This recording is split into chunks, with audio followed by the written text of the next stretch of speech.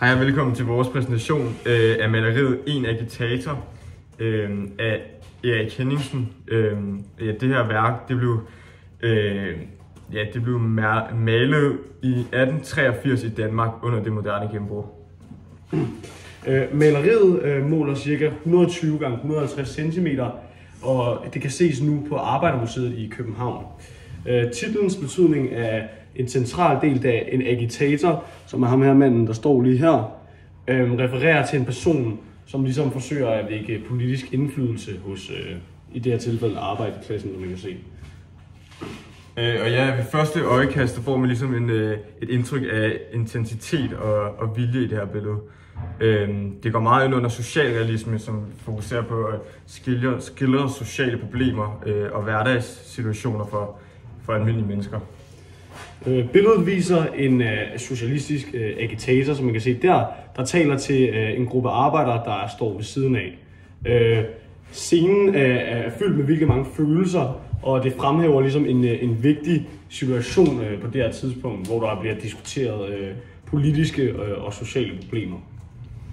Ja, billedet er også ret autentisk, i det afspejler sig virkelige begivenheder fra arbejderbevægelsen i slutningen af 1800-tallet. Henningsen har hensigt til at skildre arbejdernes kamp og ligesom at opmuntre til sådan ligesom politisk engagement. Ja, Erik Henningsen var en dansk maler, som blev født i 1855, og han er kendt for sine realistiske skildringer af sociale og politiske emner. Han var en vigtig figur i det moderne gennembrud, som fokuserede på realisme og sociale spørgsmål. I forhold til romantikken, som fokuserede meget på at vise alt det perfekte, der var han mere på, at det skulle være realisme og skabe debat under det her. Ja, maleriet det blev ligesom skabt i en tid, hvor arbejderbevægelsen udviklede sig større i Danmark. Det afspejler sig meget i sådan tiden, sådan sociale spændinger og arbejdernes kamp for bedre arbejdsforhold og rettigheder. Henningsen var også optaget ret meget for at belyse disse sociale uretfærdigheder, man kan se på billedet. Hvis vi så tager et kig på, nærmere på personernes kropssprog og interaktion på billedet, så kan vi se, at agitatoren står centralt i billedet med en hævet hånd, og han har et meget bestemt og passioneret udtryk, ligesom at der skal ske noget her. Og han viser ligesom hans lidenskab, og han virker meget overbevisende på billedet, den måde han står og den måde han taler til publikum. Arbejderne omkring ham, de lytter meget opmærksomt, ser det ud til, og der er nogle få, der ser lidt skeptiske ud, men jeg synes på billedet ser de fleste meget interesserede og ud til, at de forstår, hvad han siger, og ligesom også gerne vil have noget omkring det her.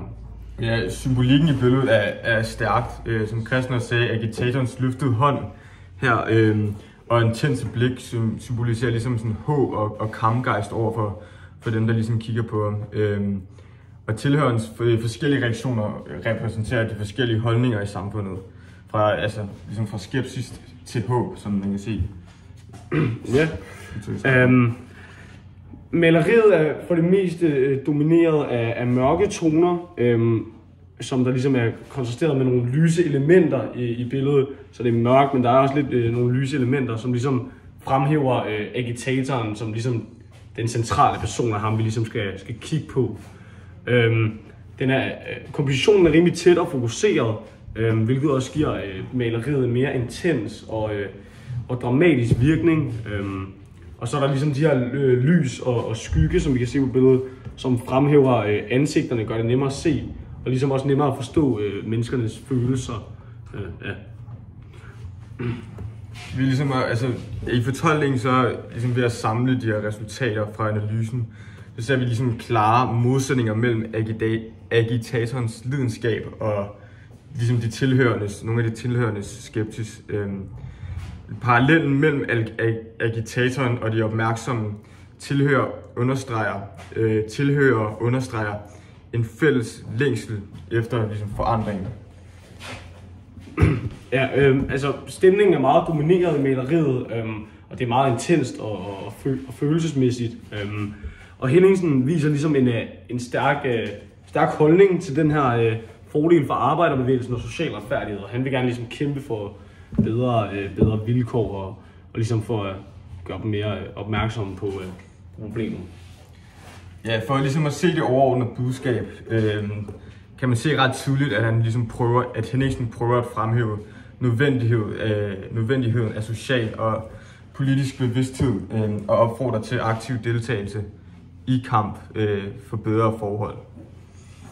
Ja, altså han prøver ligesom at skabe mere info omkring det her problem og næsten opfordrer til en eller anden form for march mod det her problem og ligesom revolution på en eller anden måde.